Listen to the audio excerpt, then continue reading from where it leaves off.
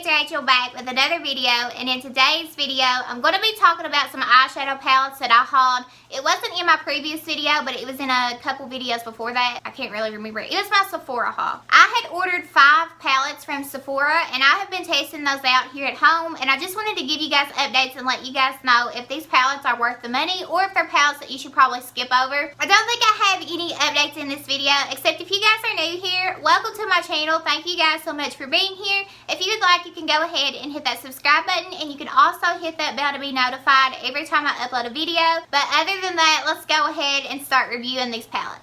I honestly, I was just talking in my last video about how, I can't wear lipstick. I'm going to start wearing it at home because, I love it, and I had missed wearing it so much. I haven't got to wear it because it's you cover it up anyway, and I am just in such a fall mood. I'm so ready for the fall, the colder months, and just, I don't know, the makeup, the warm tones and neutrals. I'm just really excited for those dark vampy looks. But anyways, I'm going to go ahead and get started. I am so off topic. So the first palette that I have here to talk about is one that really let me down, and I have been using this palette a lot, just trying to get this to work for me. This palette I was so excited for. When I saw that it had released and that it was coming out, I knew immediately when I saw it I had to have it. But this is the Urban Decay Naked Ultraviolet palette. So again, I did haul this in my Sephora haul. I think it was not the last video but the video before that, and this is what it looks like on the inside. So I'm going to take the brush out. I did use this brush. I use this brush pretty much every time I use it along with other brushes, but this is what the palette looks like. So I tried so hard to get this to work out for me. The biggest problem that I had with this is the colors are so light in tone, so there is no pigmentation hardly whatsoever. I paid 50 bucks for this palette, and normally that's what an Urban Decay Naked palette retails for, is $50. This is just ridiculous. And the sad part about this is it's just, like I said, it's lacking pigmentation, but not only that, I can go pay $18 or maybe $10,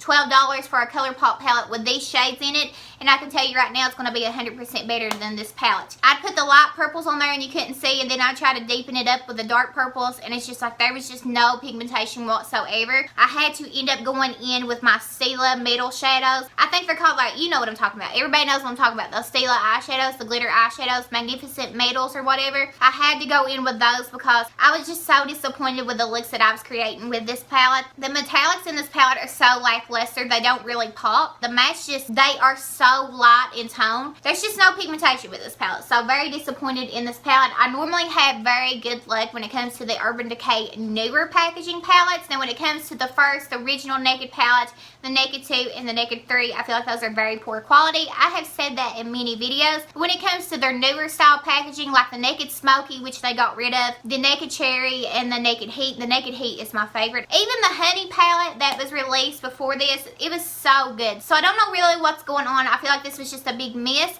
I feel like this was the summer release. Maybe they were thinking a pretty light, subtle color, but that's not my style whatsoever. And I just feel like when it comes to Urban Decay, these palettes tend to be really pigmented and really easy to blend. Like I said, the Naked Heat is my favorite palette ever. I've actually used that in a video here on my channel, so I'm going to quit talking about this, but this was just a big letdown. Again, $50 down the drain in my opinion, because I could layer and layer and layer and there's just nothing.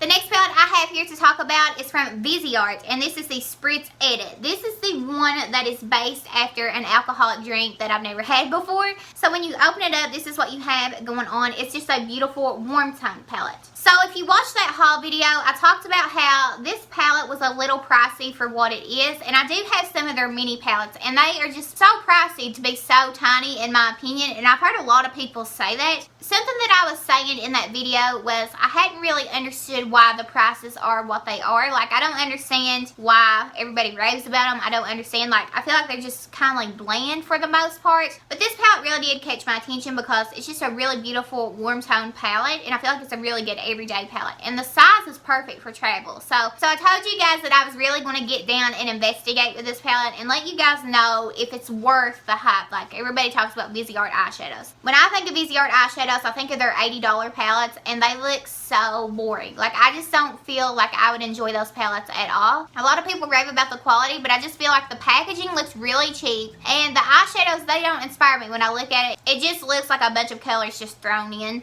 But I love this palette. I have been using this so much. When I first started using it, I was like, alright, I'm going to test it out and just see what I can do with it. and I love it. These metallic shades are just so nice, and the mattes blend out so well. I'm going to swatch a few shades on my finger so you guys can see. These are the metallic shades. I know my lighting is absolute shit, but this is what it looks like. I'm telling you guys. The mattes in here blend out so well, and I love that this has a different variety. It's not just neutrals. It does lean more warm, I feel like. It does have like that peachy burgundy vibe, and these colors just go so well together. I think this is a beautiful curated palette, and I feel like this is a must-have. And I never thought I would say that about VisiArt because, like I said, I normally just don't get caught in. Like, I don't understand the hype. Like, I didn't understand the hype, but now I'm all for it. This is definitely a staple, I feel like. And I feel like if you're somebody you just want everyday makeup, this is a perfect little palette. This inspires me. A neutral palette. I know, I never thought I'd say it, but this little palette really does inspire me. I just love the warmth of it, the peachiness to it, that burgundy. I feel like this is a pretty fall palette. I feel like you could even use this in the spring as well. It's a good, like, spring to fall palette. So I highly recommend this palette. I think it's absolutely gorgeous, and I'm pretty sure that this size, this little palette right here, the size of my hand, and on the back, this is what looks like. Really cute packaging.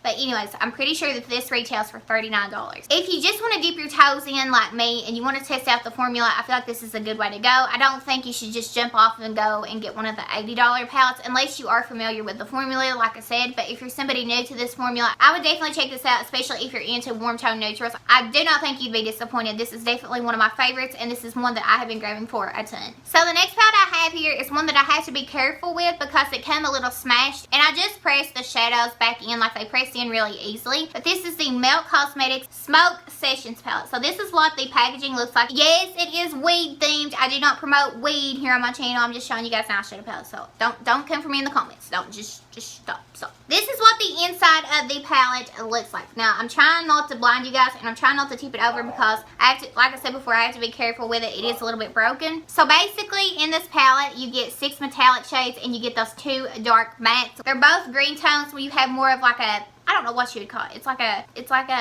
I don't know. It's like a weird type of green. It is a matte, and then you have like an olive green, I would say, but it has more like that khaki brown look to it. I will go ahead and tell you right now, the metallics in this palette are absolutely beautiful. They are very, very intense. I don't feel like this palette is for everybody. If you're somebody that you don't wear, like, if you just don't wear colors like this, then you will not like this palette because it's really bold. It does make a statement. The part in this palette that really lets me down is the 2 mattes. I'm somebody, when I grab for this palette, I need more than these 2 mattes. These are just not going to do it for me. They're very dark, and I like to build my eyeshadow up. So I like to start with really light transition shades and then build it up to deepen it up. So when I do deepen it up, it makes it a lot easier to like just blend everything. So I feel like these 2 matte shades are really patchy, if anything. They're not easy to work with whatsoever, but the metallic shades are absolutely stunning. If you are thinking about purchasing this palette, you got to take into consideration that there's only 2 mattes. Some people, when they buy palettes, they only want to use that palette and not have to grab in other eyeshadows. Me personally, I don't mind grabbing in other eyeshadows. I have so many, so it doesn't really matter to me. But I know when somebody's going to spend this type of money on an eyeshadow palette, they want to be able to make a full look with that palette. And I understand that, but I just don't think you can. Well, you can, but it's really difficult to work with just those 2 mattes. And like I said, them being that dark, but the metallic shades are absolutely stunning. I will go ahead and give you guys a few oh my god. That's my favorite shade in the palette. I'm telling you guys, if you are into green shades, this one right here on the lids, I'm not flipping you guys off, I promise, but this one right here is absolutely stunning on the lids. These all are stunning on the lids, but absolutely, I mean, if you are into these greens, I highly recommend this palette. Like I said, those 2 matte shades aren't great, but the rest of them are, and you can always go in with other eyeshadow palettes if you have singles or just palettes. So I have like a love-hate relationship with this palette. I know when people was getting it, they were saying that they had the same problem that I actually have now, and this palette has been out for a while now. The shades were coming up almost like they had raised up from the pan and they had puffed up and exploded. 2 of mine had done that. One on one end and one on the other. It was 2 metallics, and it only happened with the metallic shades. So I just feel like they're really pigmented and they're really softly pressed, and I just think that That's why that is. I don't mind it. They were very easy to just press back down. They have probably the best metallic formula in my opinion. I know that's a big statement considering that there is so many metallic shades on the market, but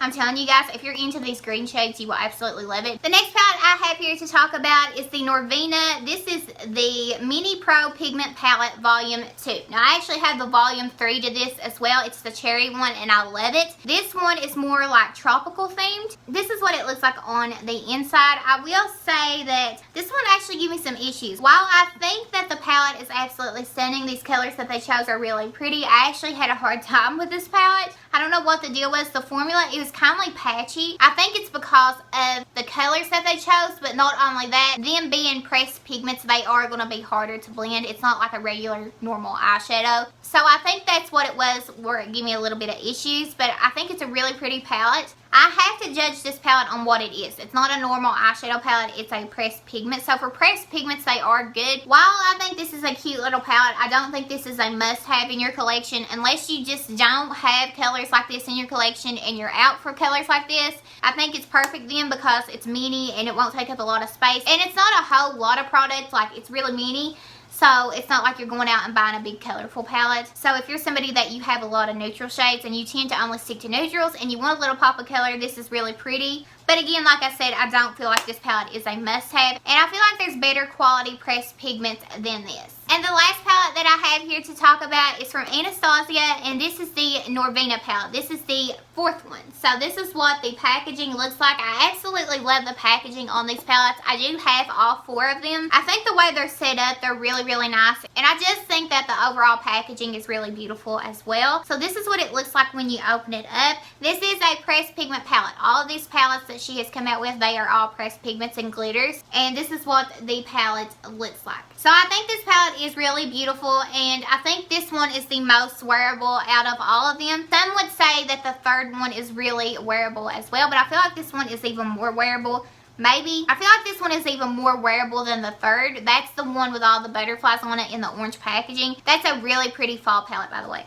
But anyways, this palette is really pretty. If you're somebody that you wanted to grab one of these and you're more of a neutral person, I would definitely go with this palette. I feel like this one is just overall the most wearable. You do have really pretty pops of pink and purple, and you do have some glitters in there. So if you're somebody that you're not into pressed glitters, then you probably wouldn't want this palette. But there is only 2 pressed glitters in this palette. These pigments and just overall shadows are really pigmented, and I will say this, some of them did give me some issues. Like these brighter pinks are kind of harder to blend out. Like I said, if it's a pigment, it's just going to be overall harder to blend out. And I have to say, I feel like this one is, I don't know if I like it better than the third. It is beautiful, don't get me wrong. I love it. I don't know if I like it better than the third, but I will say this. I feel like this one is still definitely one to get. Like, I can understand on the second one if you're not into like blues and greens and stuff.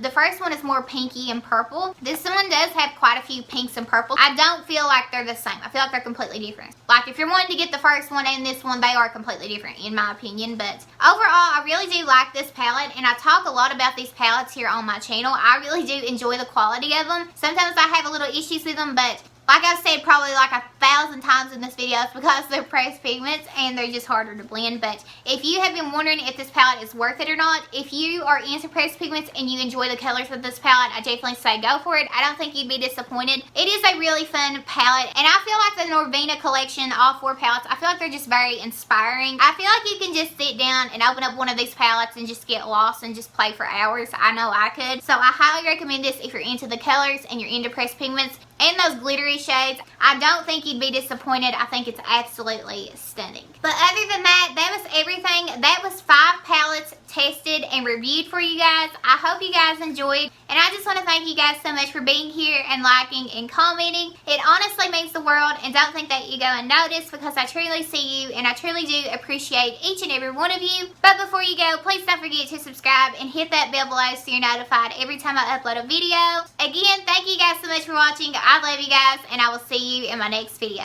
Bye guys.